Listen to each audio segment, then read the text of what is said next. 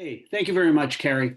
I am Michael Dowd, as Carrie said, the Director of the Air and Renewable Energy Division for the Virginia Department of Environmental Quality. This panel is entitled Introduction to Compensation and Market Mechanisms. And we have with us today three distinguished presenters, Burcin Unel, Anne McCabe, and Lynne Kiesling. And I think we already did the sound check. I didn't hear Burcin. Are you with us? Yes, I'm here. Okay, great. And I think I've already heard Anne and Lynne. So thank you. Your sounds are all working. The issues touched on by this panel address how value is acknowledged and compensated among sellers, operators, and buyers, and what risks are shared with customers. Who pays is a constant question that surrounds decision-making in the public sector and has caused tension at the interstate levels. What have been some landmark movements toward the point where we are today? What do some of those decisions tell us about the path we are currently on and directions that lay ahead? And with the actions of states today, where are they striving to go and how do we know what is working? Those are some of the questions, topics that will be dealt with in our presentations. Now, as Carrie mentioned, audience members have a copy of the panelists' full bios located on the website and the agenda. So I'll just briefly introduce our panelists. First, Dr. Burcin Unel is the Energy Policy Director at the Institute for Policy Integrity at New York University School of Law. She is an expert in utility regulation and environmental and energy policy. Let me get my. Second, Anne McCabe has over 25 years of energy and environmental policy and regulatory experience in the public, private, and nonprofit sectors. She is a former member of the Illinois Commerce Commission, and in January of 2020, she joined the Regulatory Assistance Project as U.S. Program Director and Principal. And third, Lynne Kiesling is an economist focusing on regulation, market design, and the economics of digitalization and smart grid technologies in the electricity industry. She is a visiting professor in the Department of Engineering and Public Policy, co-director of the Institute for Regulatory Law and Economics, and a faculty affiliate in the Wilton E. Scott Institute for Energy Innovation at Carnegie Mellon University. Now, just like with the other panels, if anyone in the audience has a question, please type it into the chat and we'll see if we can get to it after the presentations. And Carrie, I'll warn you, I'm not very good at sometimes following chats, but I'll try to very carefully here to make sure I get the questions there. We encourage chat throughout, just like in the other panels, even if it isn't a question. So with that, let's get started, and I'll turn it over to Dr. Unel. Thanks, Mike. Hi, everyone. As Mike said, I'm Burcin Unel. I'm the Energy Policy Director at the Institute for Policy Integrity at NYU School of Law. Policy Integrity is a nonpartisan think tank dedicated to improving the quality of governmental decision-making. We use economics and law to support smart policies to protect the environment, consumers, and public health. So I want to thank Carrie and Chris for having me. And today, what I will do is to talk about the values that distributed energy resources could bring and give an overview of kind of two main ways of compensation mechanisms. Next slide, please. All right, so as you all know, there are different kinds of distributed energy resources, and they can bring different values to the system depending on where they connect and how they connect. So we're talking about distributed resources like this, solar panels or energy storage, energy efficiency, demand response. They can bring value to the customer behind the meter, or you can aggregate them and have value directly, into wholesale market and bulk power system.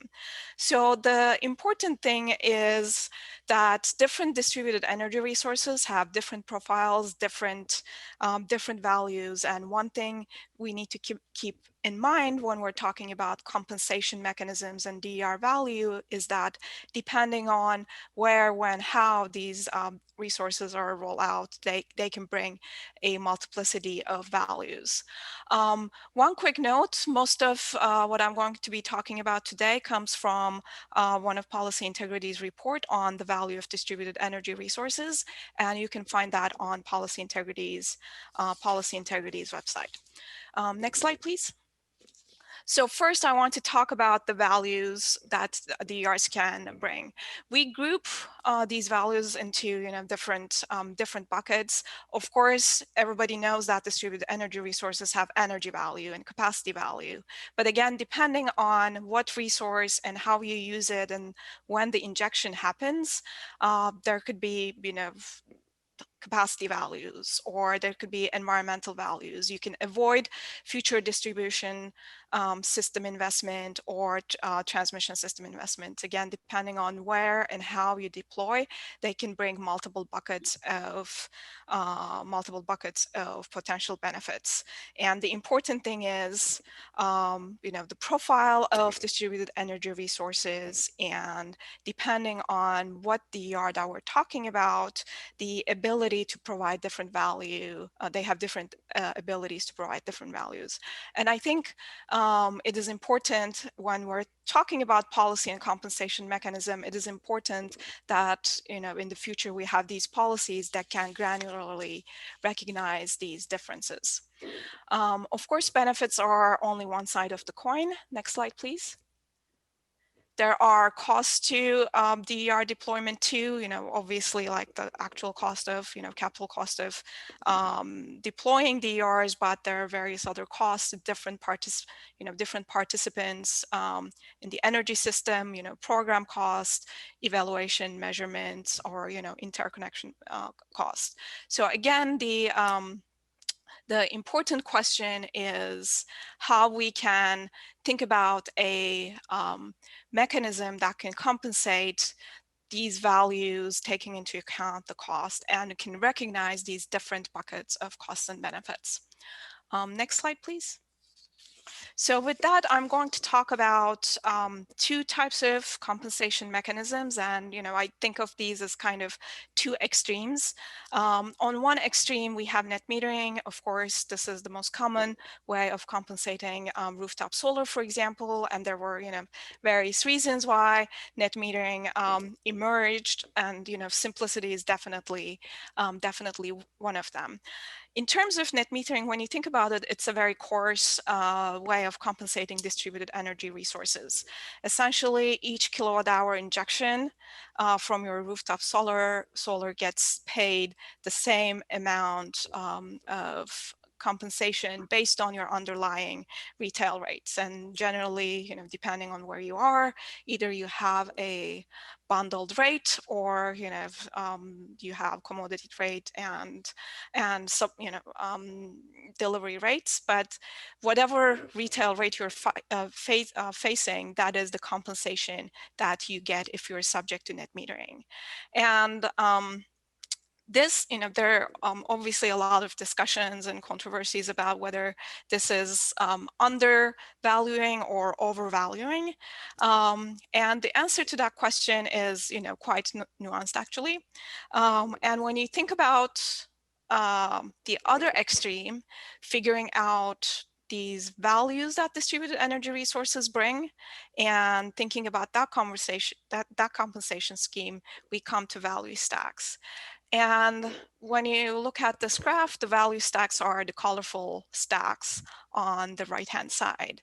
And you notice that compared to NEM, the levels of these stacks are going to be different, because again, depending on when and where this DER injection occurs, the value would be different. Depending on when you avoid energy costs or when you avoid capacity costs, it is going to be different. If you're injecting at peak period, you're going to have a different value. If you are in a congested distribution area, you are going to have different capacity value that you can avoid. Similarly, depending on what bulk system generation you're avoiding, your environmental and public health benefits are going to be different, because these all depend on what you're displacing in the bulk power system. And the location of these injections are going to matter, whether you're in a small city or a large city, because if you avoid local pollution in a larger city, you're going to get higher public health benefits. So again, the answer to whether net metering undercompensates or overcompensates is not an easy question. It depends on it depends on, maybe on the average, it could be fine, but it is not a nuanced way. And as we're thinking about the distributed energy future with higher deployment of DERs, we need to be thinking about a more nuanced value.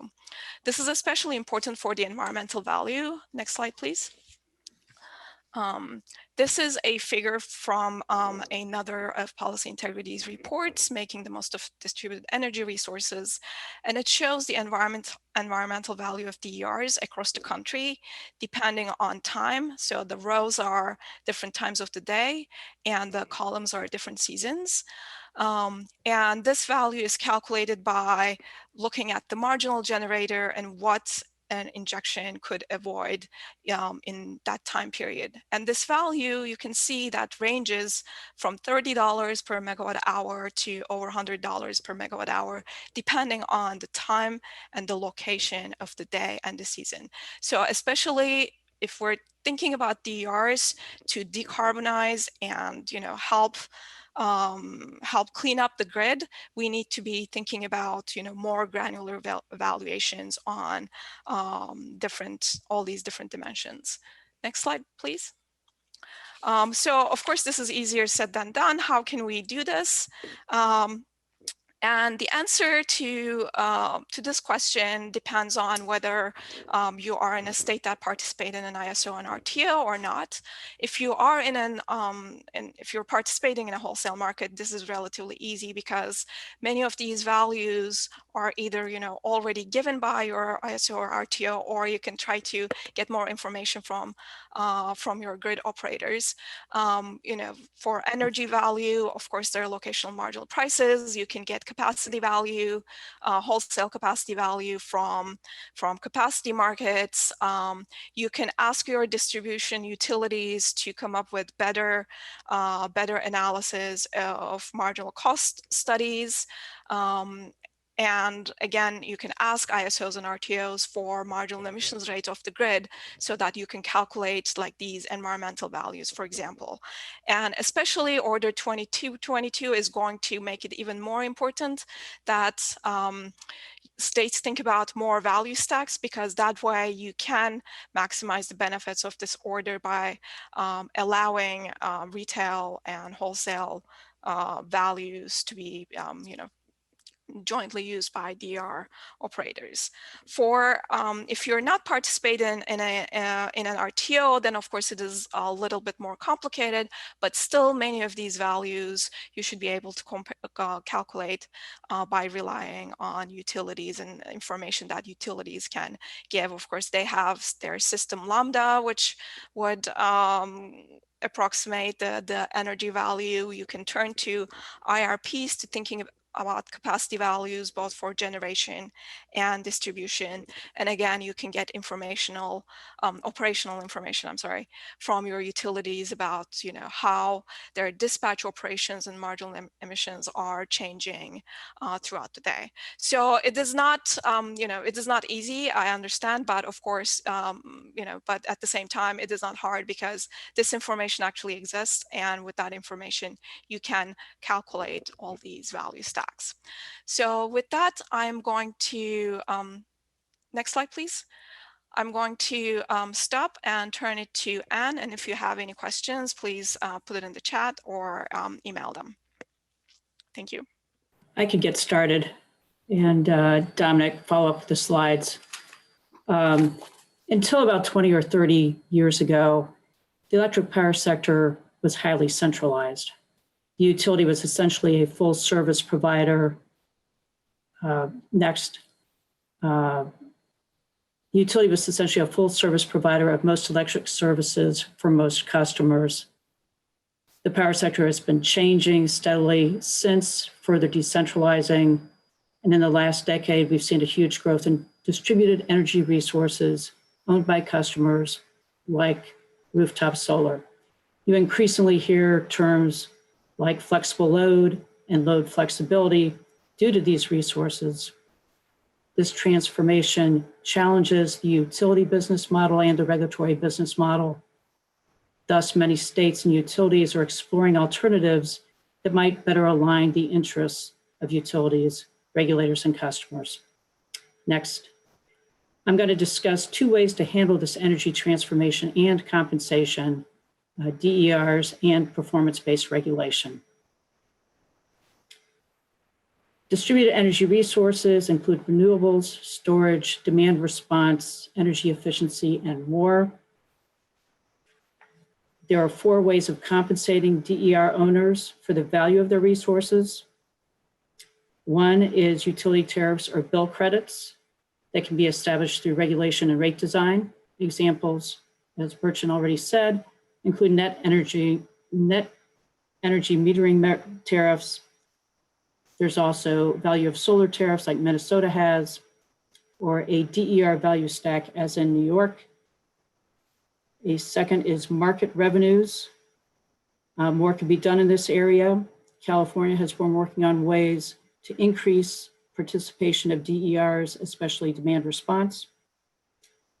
A third way is power purchase agreements or long-term contracts, like a PERPA contract or a Wisconsin feed-in tariff. And fourth, DER owners can be compensated by giving them upfront payments or credits, such as a tax credit for an EV, a rebate for an energy efficient appliance, or an annual bill credit for participating in the demand response program. All 4 methods are valid and can be mutually beneficial. They are complementary. There are ways to improve in each compensation category. For example, in markets, allowing fair competition amongst all sources. The playing field is not level, even with FERC's recent Order 2222. Capacity markets still have some biases against DERs, and many states do not allow DR, demand response aggregation. Another consideration is competitive all-source procurement, which can lead to lower cost contracts and better allow DERs to compete. The Glendale Municipal Electric Co-op is an example. And time-varying rates can more closely align compensation and time-varying value that Burcin also alluded to. Next. Here is an example of a hypothetical smart residential rate design. Most system costs would be collected in time-varying volumetric rates with different prices for using energy during the peak, off-peak, and mid-peak periods. Since the utilities costs are highest during peak hours, retail prices would be highest during those hours. Next. The point is to better align prices with actual system costs, which vary by time, and give customers better price signals. Next. Performance-based regulation, also known as PBR, provides a regulatory framework that connects goals, targets, and measures to utility financial performance and compensation. Performance incentive mechanisms, or PIMs, are the core component of performance-based regulation. These mechanisms consist of very specific performance metrics, targets, and incentives that can reward utilities for desired outcomes or penalize them for poor performance. They can replace or supplement the traditional cost of service regulatory framework. And one example is New York's earnings adjustment mechanisms. Next. Many states with rising variable and distributed renewables are piloting new rate design and PBR. This map is a bit out of date, but shows that about 20 states are in some stage of consideration of performance-based regulation. Next, a well-designed performance-based regulation framework can address the capital expenditure bias and the throughput incentive in traditional regulation. It can motivate the utility to do good things that are not profitable under status quo regulation, like promoting cost-effective distributed resources or helping customers manage bill payment and avoid disconnection. Many states have performance incentives for utility energy efficiency programs. They have had those for decades. If they hit their energy savings targets, they earn a financial reward. Even if we haven't always called that PBR, that's what those incentives are. Next. So in closing, the traditional regulation is challenged by many of the big changes happening in the power sector. Time varying rates are a good way to accommodate resources like renewables and storage. PBR can succeed if it relies on clear goal setting, uses a simple design, makes the value of utility services clear, and is transparent. Next. Here are some resources. Next. And thank you, and thank my colleague John Chenot, from whose prior slides I have borrowed liberally.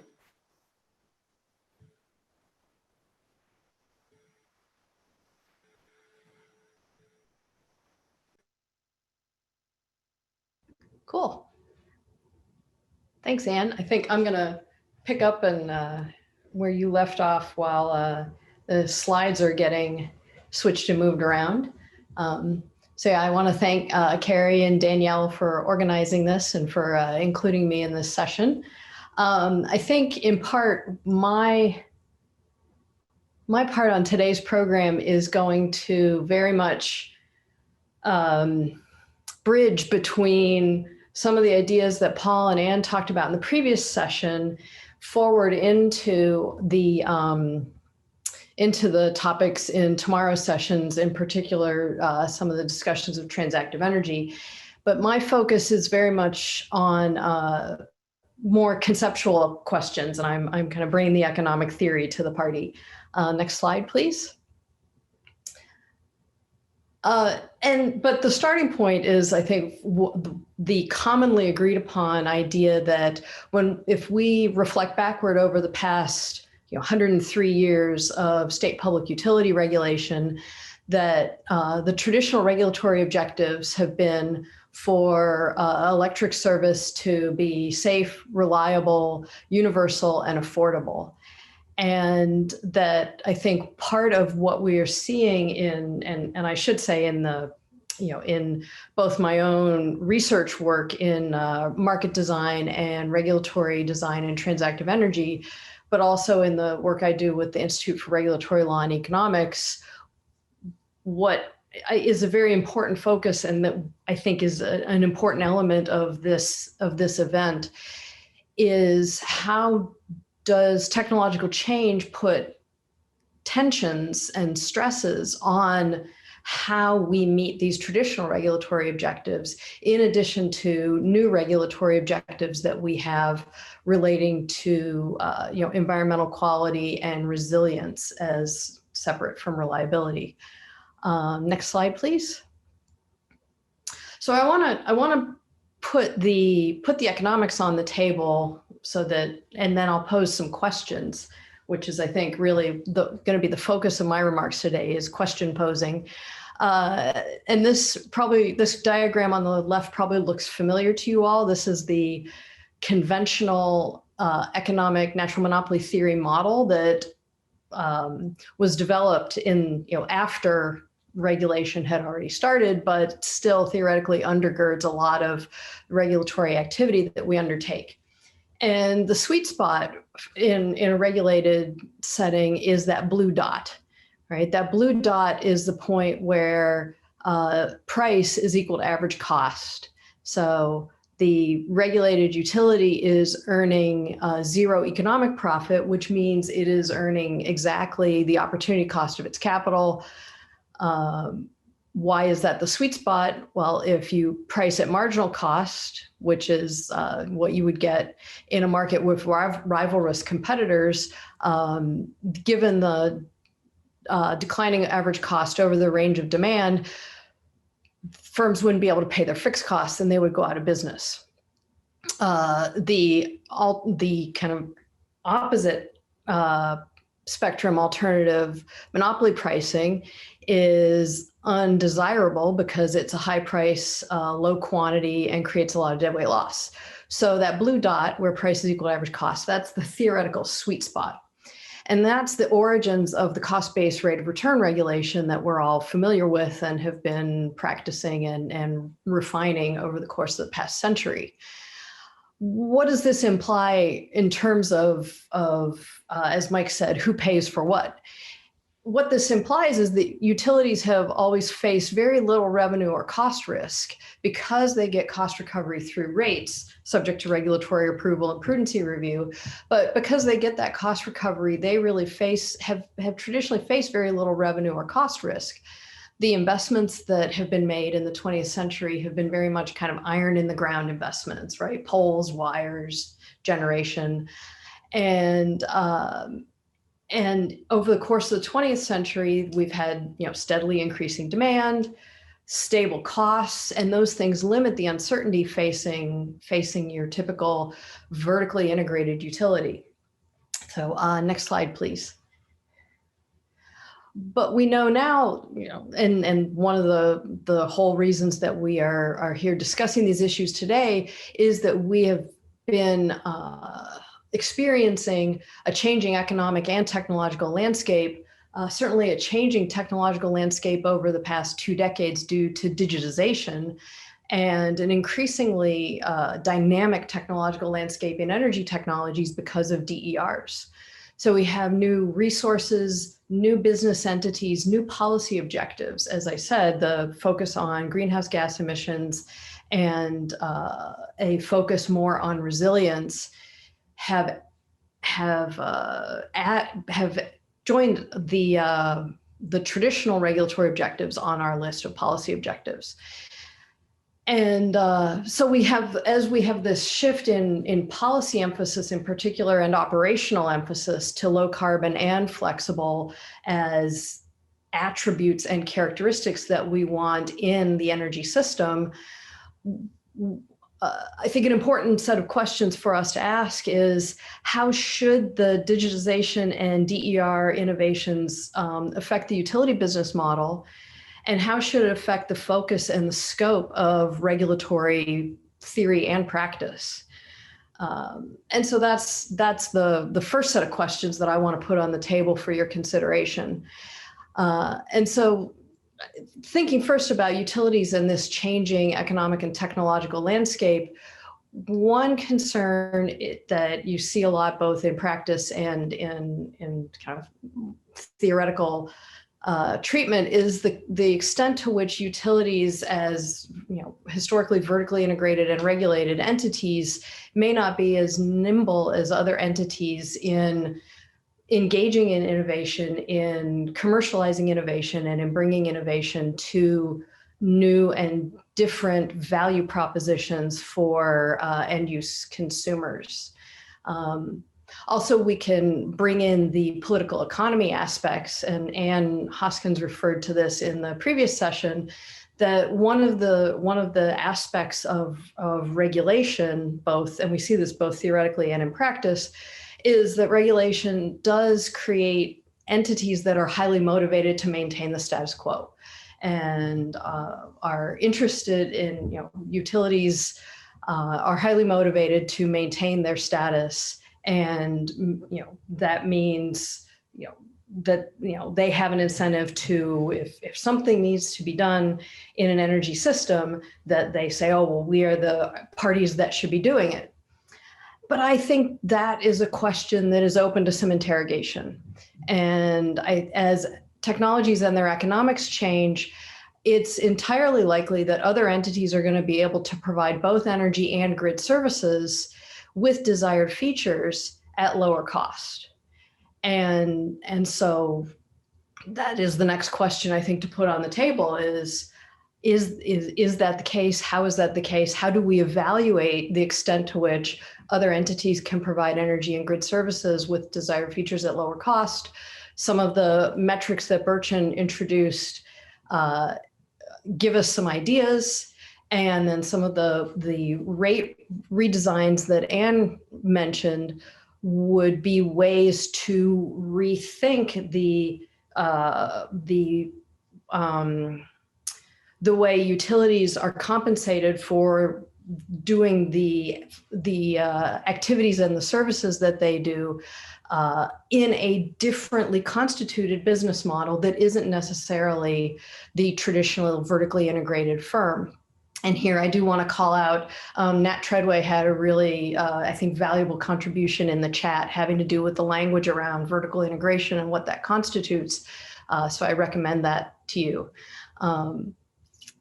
And so I think the challenge that we have here is really the challenge of thinking about risk aversion, that regulation creates an environment of risk aversion, both on the part of the utility and on the part of regulators. And some of that risk aversion is certainly prudent and justified, but then we also, I think, want to raise the question of, if technological and economic change, as we've been experiencing it, does enable other entities to provide energy and grid services at lower cost, we need to examine that as an alternative and as an option, which would move us away from the status quo. Next slide, please. And this, I've been thinking about this question for a long time. In fact, I have a paper that from 2016 about the implications of smart grid innovation for the utility business model. And so my final thought that I want to leave you with is the idea that if you think about the digitization that we've experienced in the entire economy over the past 2 decades, that one way you can, an economic way you can think about digitization is that digitization has reduced transaction costs, right? If you think about your daily life and how many more transactions you do that are digitally intermediated, right? And that you're better off for it, that as we can apply those insights and those lessons in the electricity industry as well, that innovation should change, when transactions costs fall, that changes the, essentially the, I'm going to use the word optimal, which I hate using, but the optimal boundary of the firm and where transactions should be done through markets that used to be done through vertical integration. So innovation really does change the organizational structure and business model that are the most beneficial. And so my conclusion from that is that it's really important to examine the scope of the utility monopoly when we are thinking about these new digital and DER innovations and the potential benefits that they deliver to consumers. And that if we don't interrogate and examine the scope of utility monopoly, we potentially give up the opportunity to have innovation and access to new products and services around the distribution edge. Next slide, please. So I will stop there, but and I didn't put my contact information on here, but please ask some questions in the chat, and I'm also easy to find online, and I would be very happy to talk more about these issues. So thanks. Okay, well, thank you very much. Thank you very much, Lynn and Burcin and Anne. Very informative. We're now going to turn to questions for the panelists. And as I mentioned before, and as Carrie has mentioned, if anyone in the audience has a question, please type it into the chat and we'll see if we can get to it. We'll certainly try to get to it. And if we can't get to them right now, we can try to get to them obviously at the 4 o'clock roundup. Let me see, I'm looking. Okay, well, I got some questions. As we're waiting for the questions to come in, I'll ask each panelist a question. And I guess the other folks are free to chime in.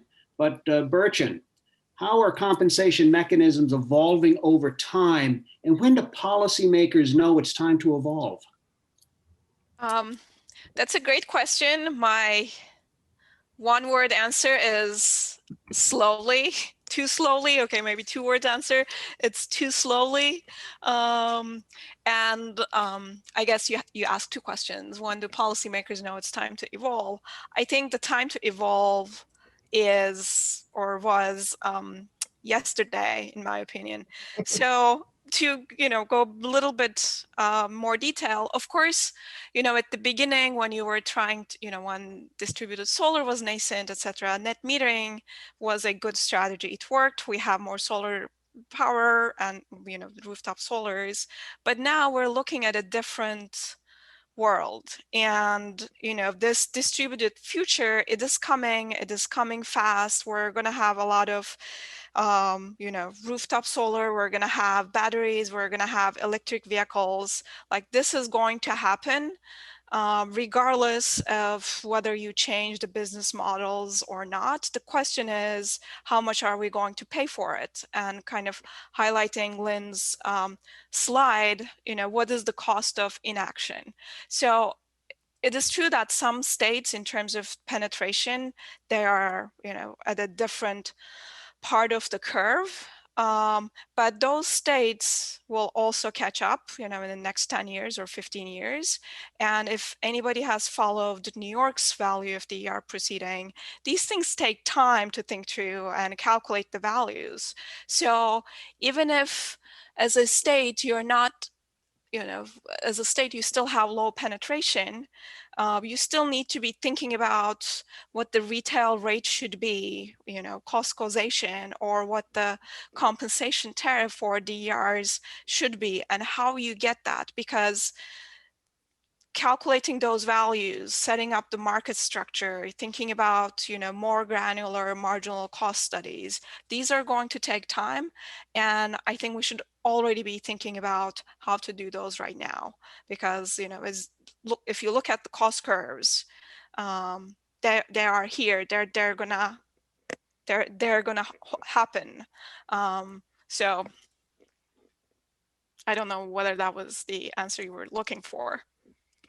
I'm not sure I'm looking for any particular answer. Either Anne or Lynne want to chime in? Okay. Yeah, I'll chime in a little bit if you don't mind, Mike. Sure. I think, yeah, I agree with yesterday as the when should, and I think part of the challenge is that at some level, and this is a comment not just in electricity, but just putting on my historian of technology hat, which is a hat I wear a lot these days, apparently, that the human interaction with technology is always, technology does seem to, it comes on in these bursts, and then it outpaces our cognitive ability to adapt to it. And then when you add on the existence of regulation, I think that does lead to more, because, part of regulation is that process of reflection and deliberation. And given the types of transactions that are involved, that's important. But it does mean that part of this shift we are in the middle of moving towards the clean energy transition is going to be a cultural shift. And in that cultural shift, we have to ask those questions about really questioning the existing business model, questioning the existing focus of regulation and scope of regulation, and asking, how can we do things differently that will unleash these potential benefits? And just to pick up on Burcin's comment about state processes take time, I think that's especially true for the early movers like New York and Minnesota. And they also continue to evolve, but we're seeing more states start looking at this. Nevada's had a year-long proceeding on alternative rate making with 4 concept papers and workshops. They enter phase 2 next year. North Carolina, after a year's worth of workshops through the DEQ, will soon draft legislation on PBR reforms. And that map I showed you, there's a lot of states in various stages of looking at PBR. Let me follow up with you on that one, Anne. Could you just talk or elaborate a little bit more on what states are doing on performance-based regulation? It varies from, kind of early investigation to actually setting incentive mechanisms or metrics. And I think you'll find a common theme across some of the states that it's very important early on to set goals and outcomes, to have a stakeholder process and reach as much consensus as possible on what those goals and outcomes should be. Then you move on to the regulatory structure, what kind of mechanisms, what kind of things are you trying to create incentives for? And then, yeah, like right now, Minnesota's looking at methodologies and reporting schedules. So it gets very granular. Thank you. Let me turn now to a question for Professor Kiesling. This comes from the audience. Are there particular DER compensation mechanisms which are better at overcoming regulatory risk aversion? That's a really hard question. My preference, I guess, and I would say that my analytical preference would be to think in terms of market-based compensation. And I know tomorrow you're going to hear more about transactive energy from some folks like Mark Patterson and Mark Knight. I too work in transactive energy, and so the idea with transactive energy is that you have local energy markets where resources participate, and so your thermostat, you can program your thermostat to essentially reflect your willingness to pay for electricity. And you can have a nice user interface, and your retail service provider can set everything up for you so it's totally user friendly, and it just automates the participation of your thermostat in a market. And that can really coordinate. That's a different way of coordinating demand and supply. The concept is called price-based dispatch.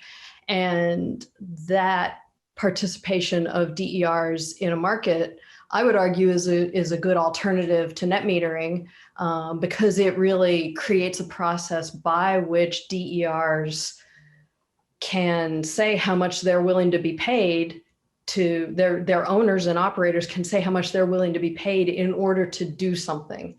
And that willingness to pay and willingness to accept reveals the actual true underlying benefits and opportunity costs in ways that bureaucratic mechanisms are going to struggle to reflect.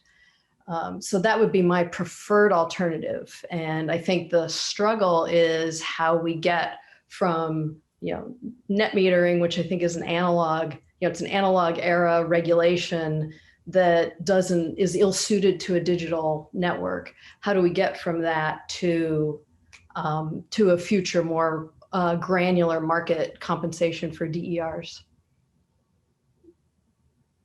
Either other panelists want to chime in? Okay, well, I think I'll stick with Professor Kiesling. Risk management as a means to manage costs can result in some lost opportunities to create new value. Is the definition of public interest in need of change to reflect new entrants and changing customer preferences? Oh, that's a big.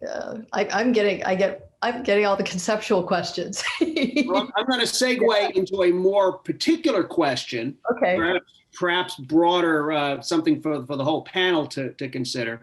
But okay. After you discuss the broader conceptual framework. Yeah, and I think that's a really good point. That risk management is always a factor. And one of the kind of principles that has become embedded in regulation is the idea of thinking about who pays for what and what are the risks associated with that. In a more market transaction oriented compensation scheme, the risks that are risks that are basically taken are going to be taken more by third parties and less by utilities, but potentially also less by customers, right? If so say, for example, I have an electric vehicle and I enter into and I'm going to put myself in Texas so that I can have a relationship with an independent retailer. And suppose this retailer offers me a choice of contracts between sort of a fixed price or being able to set a price where I can set a trigger price for if the price goes below a certain price, then charge my electric vehicle. If the price goes above a certain price, then sell the energy that's stored in my EV battery on the market. And those are two ways that I can benefit. I can benefit by saving money on charging my car. I can benefit by selling the stored energy in my battery. And there, you know, I'm choosing as a customer, I'm choosing how much risk I'm willing to bear and how much benefit I get in return for that, right? The risk return trade-off is a thing, and it's, but then if I'm not willing to bear that kind of risk, then I choose a different, you know, more flatter or time of use type rate.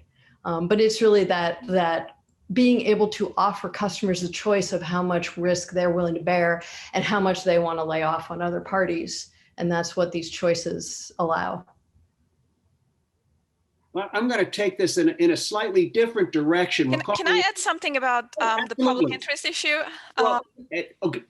Be my guest. Absolutely. Great. Yeah. Great.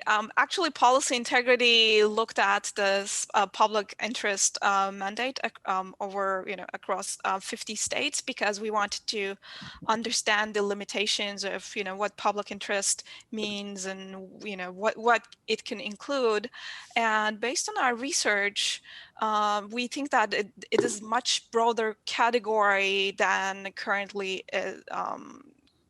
public utility service commissioners are use it for. So there is a lot of latitude to include environmental values. For example, in many states, the public interest covers just more than, you know, very narrow consumers' interest of whether this is going to cost more money or less money to consumers. So there are opportunities to value many of these different categories under that public interest umbrella. And again, like if you search our website for opportunities in valuing greenhouse gases in states, you can find this analysis as policy integrity report. Okay, well, Burcin, it was like you were reading my mind there. I'm going to take it a little bit further, and this question is probably mostly directed at you, but I think it would be good if everyone can chime in if they have thoughts on it. And it takes it in a slightly different direction, but down the road where Burcin was headed. Now, one topic that's on the mind of all environmental regulators right now is the subject of environmental justice. And I probably am spending about 50 to 60, 70% of my time on issues involving environmental justice and permitting, regulations, just about any environmental issue you can imagine. And I think the principles of environmental justice are equally applicable to electricity development markets. But instead of calling it environmental justice, we can call it electricity justice. It's still EJ. I think the issue presents two basic questions. How do we assure that development of these new energy resources do not disproportionately adversely impact already overburdened low-income communities? And I'm thinking in particular about the siting of smaller DER resources that might now escape reviews from public utility commissions or even environmental regulators, although little escapes us. And the second, and this may be in your guys' wheelhouse a little bit more, how do we assure the costs for the development of these new energy resources, as well as their benefits, are spread fairly across all sectors of society? You notice I didn't use the word equitably, I said fairly, because those can mean two different things. So Burcin, why don't we start with you, if you'd care to chime in, and the other panelists as well. Now I got the hard question. It's a hard question. Okay, so you know, putting on my economist hat, you of course price pollution and redistribute the revenue. You know, that is you know, maybe the ideal solution that we will never get to. But in terms of thinking about distributed energy resources, you're absolutely correct. Environmental justice, energy justice, electricity justice, climate justice, these are all very important questions. And again, when you think about the values and how you calculate these values and how you rely on compensating based on these values can have a lot of impact. Distributed energy resources, if you locate them at the right places and if you use them efficiently, they're going to reduce local pollution, for example. And we know that local pollutants disproportionately burden communities of color and low income and minority communities. So any kind of, whether you're doing integrated resource planning or whether you're thinking about distributed energy resource compensation, if you explicitly value these benefits, especially related to local pollution, you are going to help reduce environmental burden and energy burden. Of course, there's the flip side of it. There's cost associated with deploying distributed energy resources or any energy resource. And that again, there are different policy options, subsidizing or support systems that, public utility service commissions are already relying on. So, using those more effectively and in more targeted way, in my opinion, is a key. And finally, thinking about cost of deploying these resources is one thing, but also thinking about the counterfactual of not deploying these resources and what would happen if we continue, relying on fossil fuel resources. Those burdens are going to be disproportionately, applied to communities of color, and we need to keep that in mind. And kind of if you remember the figure that I showed, how like these environmental values differ different times and different locations, those shows where we should be kind of targeting DR investment with benefits that will accrue to more into communities of color, because you're avoiding local pollution, and that has significant benefits for environmental justice. Okay, thank you. Professor Kiesling, I saw you nodding throughout. Do you have? I was just waiting in case Anne, because I usually steam right in, and so I don't want to run over Anne in case Anne wants to chime in. Briefly, I'll just say that in addition to Burcin's comments about how to properly value and factor in all the environmental attributes of different decisions, cost allocation also comes down to rate design and how to do that in the right way for all customers and in a way that also recognizes the importance of DERs. Yeah, I would agree vehemently with both Burcin and Anne, and especially the health benefits of the reduced criteria pollutants as a sort of unintended side effect. That if you can capture and estimate the value of that, that's a considerable environmental justice benefit. One thing I think I would lay out as an important economic principle is, and this is an area where I've been critical of rate design in the past, and will probably continue to be so in the future, is that that trying to achieve energy justice through rates is not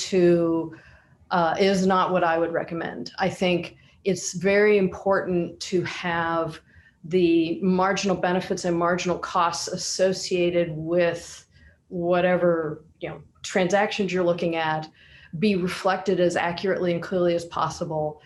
And that's how we coordinate and optimize the energy consumption and use, and one thing that I think gets overlooked a lot in a regulated setting is the extent to which market prices are pieces of information, right? Market prices are informative. They communicate the decentralized knowledge of all of the different participants in the market. And the more you mess with those prices, the more you make that information useless. And so having informative, transparent, meaningful price signals that convey marginal benefit and marginal cost is important, while also, and so therefore, that's the typical economic logic for having a carbon tax is precisely in that same ballpark. But that's why having some kind of separate, low income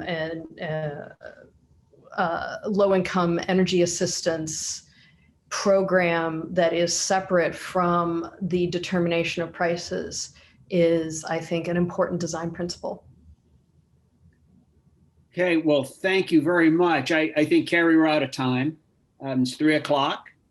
And I just want to thank the 3 panelists very much. I see that the board is beginning to light up with some follow-up questions and discussions. So I guess it'll be something we'll carry on at 4 o'clock. I'll turn it over to Carrie. Thank you.